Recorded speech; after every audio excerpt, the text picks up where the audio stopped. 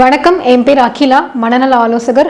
இந்த வீடியோவில் பெற்றோர்கள் வளர்ப்பு முறை அப்படின்றத பற்றி தான் பார்க்க போகிறோம். பொதுவாகவே குழந்தைகளோட வளர்ப்பில் பெற்றோர்களோட பங்கு வந்து அதிகமாக இருக்குது. அதாவது இப்போ புதுசாக திருமணம் ஆனவர்களுக்கு பிறக்கக்கூடிய குழந்தைங்க இருக்காங்க இல்லையா, அவங்கள பற்றி அந்த தாய்மார்களும் இல்லை தந்தையும் வந்துட்டு நம்ம குழந்தைய எந்த அளவுக்கு வளர்க்க போகிறோம், அந்த குழந்தை வந்து சமுதாயத்தில் ஒரு நல்ல அடையாளத்தோடு இருக்குமா அப்படின்னு பல்வேறு சந்தேகங்களும் பயங்களும் தயக்கங்களும் இருந்துட்டு தான் இருக்குது. ஸோ அவங்களுக்கான வீடியோ தான் இது. அதே மாதிரி பேரண்டிங் வந்து இதுதான் சரி அது தவறு அப்படின்றதுலாம் எதுவுமே கிடையாது. பேரண்டிங்ல பல்வேறு விதமான வகைகள் இருக்கு. அதை பத்தி முக்கியமான 2 பேரண்டிங் பத்தி தான் நம்ம இந்த வீடியோல பார்க்க போறோம். முதல்ல பாத்தீங்கன்னா ரிஜிட் பேரண்டிங். அதாவது இந்த ரிஜிட் பேரண்டிங்கை ஃபாலோ பண்ற பெற்றோர்கள் வந்துட்டு குழந்தைங்க மேல அதீத எதிர்பார்ப்புகள் வச்சிருப்பாங்க. அவர்கள் பண்ற சிறு சிறு தவறுகளையும் வந்து சுட்டி காட்டி மற்றவர்கள் முன் வந்து அவமானப்படுத்துறது, இல்ல மற்ற குழந்தைகளோடு ஒப்பிடுறது, அவங்களோட தன்னம்பிக்கையை உடைக்கிறது, அது மட்டும் இல்லாம கடுமையா அவங்கள தண்டிக்கிறது, உதாரணமா அடிக்கிறது, இந்த மாதிரி பல வகையான செயல்பாடுகளில் வந்து ஈடுபடும் பொழுது குழந்தைங்களோட மனநிலை வந்துட்டு உளவியல் ரீதியாக அதிகமாக பாதிப்புக்கு உள்ளாகுது.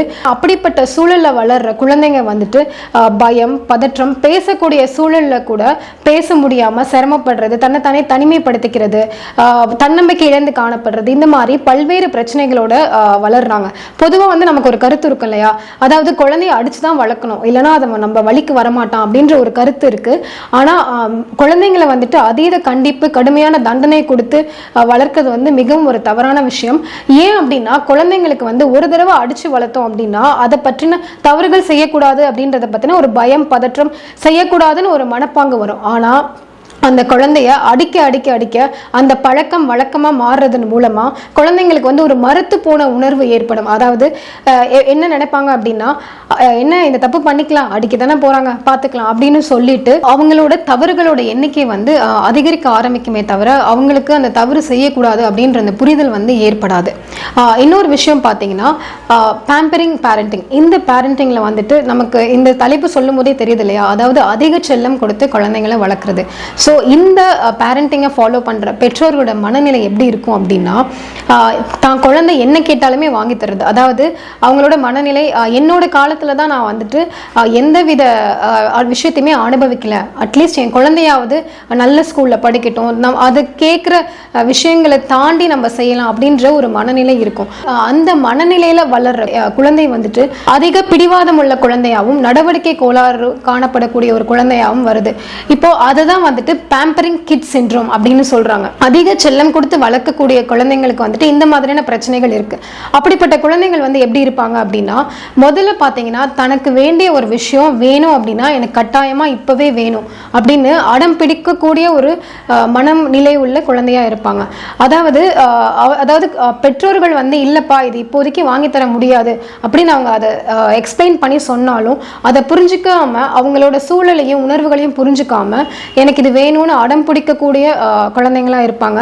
அது மட்டும் இல்லாமல் இப்போ நம்ம ஒரு பொருள் வாங்கி கொடுக்குறோம் அப்படின்னா, உதாரணமாக இப்போ அந்த குழந்தை வந்து பிளே ஸ்டேஷன் கேட்குது அப்படின்னா வாங்கி கொடுக்கும் பொழுது வாங்கி கொடுக்குற வரைக்கும் அந்த குழந்தைக்கு அந்த ஆர்வம், அதை பற்றின ஒரு எக்ஸைட்மெண்ட்டு அதெல்லாம் இருக்கும். ஆனால் அதை யூஸ் பண்ண அதில் இருக்கிற அந்த ஆர்வமும் அட்டென்ஷனும் குறைய ஆரம்பிக்கும்.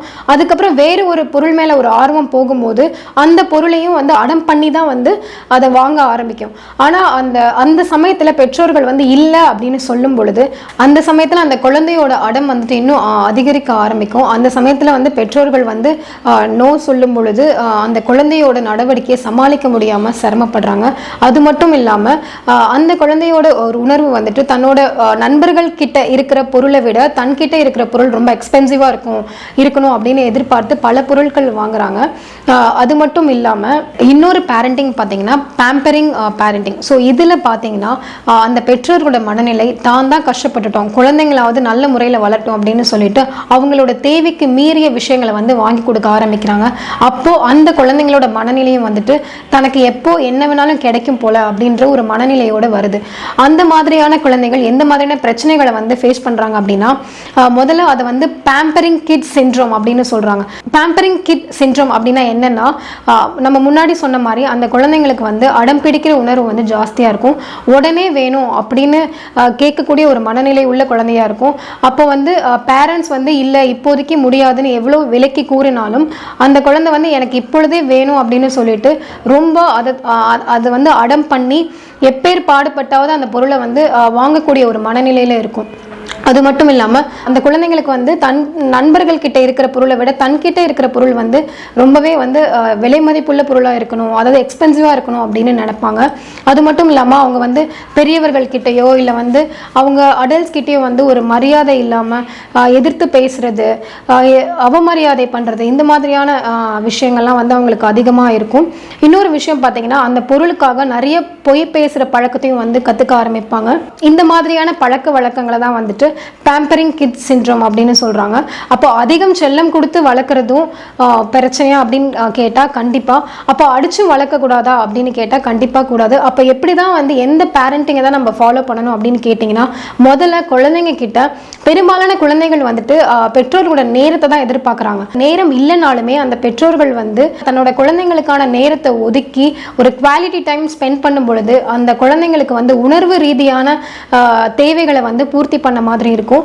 அது மட்டும் இல்லாமல் அதுங்க செய்கிற சின்ன சின்ன தவறையும் சுட்டி காட்டாமல் நிறைய விஷயங்கள் அவங்க வந்து பண்ணுறாங்க அப்படின்னா அந்த குழந்தைங்களை வந்து அப்ரிஷியேட் பண்ணி ஒரு சின்ன ஹக் கொடுத்து தட்டி கொடுக்கும் பொழுது அந்த குழந்தையோட தன்னம்பிக்கையை வந்து மென்மேலும் உயரும் அப்படின்னு சொல்லப்படுது. முதல்ல பேரண்ட்ஸ்க்கு வந்து ரியலிஸ்டிக் எக்ஸ்பெக்டேஷன்ஸ், அன்ரியலிஸ்டிக் எக்ஸ்பெக்டேஷன்ஸ் அப்படின்னா என்ன அப்படின்றது தெரியணும். அப்படின்னா ஆக்சுவலி என்னன்னா, தனக்கு இப்போ ஒரு பொருளை வந்து வாங்கி கொடுக்கலாம் அப்படின்னா அந்த பேரண்ட்ஸ்க்கு வந்து வாங்கி கொடுக்கலாமா வேண்டாமா, இது தேவைதானா அப்படின்ற ஒரு புரிதலும் இருந்தால் மட்டும்தான் அதை குழந்தைங்க கிட்ட வந்து அப்ளை பண்ண முடியும். அதாவது இப்போ அந்த பொருள் வேண்டாம் அப்படின்னு அந்த பேரண்ட்ஸ் வந்து கான்ஃபிடென்ட்டாக நம்பினாங்க, இதுக்கு வந்து நோ தான் சொல்லணும் அப்படின்னா அந்த விஷயத்தை வந்து குழந்தைங்க கிட்ட விலக்கி கூற ஆரம்பிக்கணும். இது வந்து ஆரம்ப கட்ட நிலையில் நம்ம இதை யூஸ் பண்ணும்போது ரொம்ப கஷ்டமாகவே இருக்கும். குழந்தைங்க அடம்பிடிக்க தான் செய்வாங்க. ஆனால் காலப்போக்கில் படிப்படியாக அந்த குழந்தைங்க வந்துட்டு ஒரு விஷயம் கேட்கும் பொழுது அம்மா இதை வாங்கி தருவாங்க, இந்த மாதிரி விஷயங்கள் வாங்கி கொடுக்க மாட்டாங்க அப்படின்ற புரிதலும் மனப்பக்குவம் வந்து வளர ஆரம்பிக்கும். அப்போ அந்த குழந்தை வந்து மற்ற சமூகத்தோடையா இருக்கட்டும் இல்லை ஒரு விஷயம் கிடைக்கலன்னா அதை எப்படி ஏற்றுக்கிறது அப்படின்ற ஒரு மனப்பாங்க உள்ள குழந்தையாக மாறும். இன்னொரு விஷயம் என்னன்னா சென்ஸ் ஆஃப் ஃப்ரீடம். பெற்றோர்கள் எப்பொழுதுமே வந்து குழந்தைங்க கிட்ட ஓப்பனாக தான் இருக்கணும். ஏன் அப்படின்னா குழந்தைங்க வந்துட்டு இந்த தப்பு செஞ்சால் வந்து அம்மா வந்து தன்னை திட்டுவாங்க, அடிப்பாங்க அப்படின்னு இல்லாமல் எந்த ஒரு விஷயம் பள்ளியில் நடந்தாலும் சரி, இல்லை எந்தவித தவறுகள் நடந்தாலும் சரி, இல்லை பிரச்சனைகளே நடந்தாலும் சரி, அதை பற்றின ஒரு விஷயத்த ஒரு பயமே இல்லாமல் பெற்றோர்கள் கிட்ட வெளிப்படுத்துகிற விதம் வந்து ரொம்பவே ஆரோக்கியமான முறைன்னு சொல்கிறாங்க. அந்த அளவுக்கு பேரண்ட்ஸ் வந்து ஸ்பேஸ் கொடுத்தாதான் குழந்தைங்க வந்து அந்த ஸ்பேஸை வந்து நன்முறையில் வந்து பயன்படுத்திக்குவாங்க. இன்னொரு விஷயம் என்ன அப்படின்னா, குழந்தைகள் நல்லவராவதும் தீயவராவதும் அன்னையின் வளர்ப்பிலே அப்படின்னு சொல்றாங்க இல்லையா. கண்டிப்பா வந்து என்ன ஒரு உண்மையான விஷயம்னா, பெற்றோர்கள் வளர்ப்பு முறையில தாயோட பங்களிப்பு மட்டும் இல்லை, தாய் தந்தை ரெண்டு பேரோட பங்களிப்பும் சேர்ந்து கொடுக்கும் பொழுது கண்டிப்பா அந்த குழந்தையோட மனநலம் வந்து ஆரோக்கியமான முறையில் வளர்றது மட்டும் இல்லாம சின்ன சின்ன பிரச்சனைகள் வந்தாலும் அதை எதிர்கொள்றதா இருக்கட்டும், தன்னம்பிக்கையோட இருக்கிறதா இருக்கட்டும், எல்லாரோடையும் கலந்து கலகலன்னு பேசுறதா இருக்கட்டும், இந்த மாதிரியான விஷயங்கள்ல வந்துட்டு அந்த குழந்தை ஆரோக்கியமான முறையில் வளரும். அது மட்டும் இல்லாம பாதுகாப்பான சூழலையும் வளரும். குழந்தைங்களை வந்து அதிகமா வந்து அடிச்சு வளர்க்காதீங்க. அது மட்டும் இல்லாம அதிக செல்லம் கொடுக்கறதுமே தவறுதான். உங்களோட நேரத்தை நன்முறையில அந்த குழந்தைங்களோட செலவிடும் பொழுது குழந்தை வந்து ஆரோக்கியமான முறையில வளரும் அப்படின்றதுல எந்த விதத்திலுமே சந்தேகம் இல்லை. நன்றி.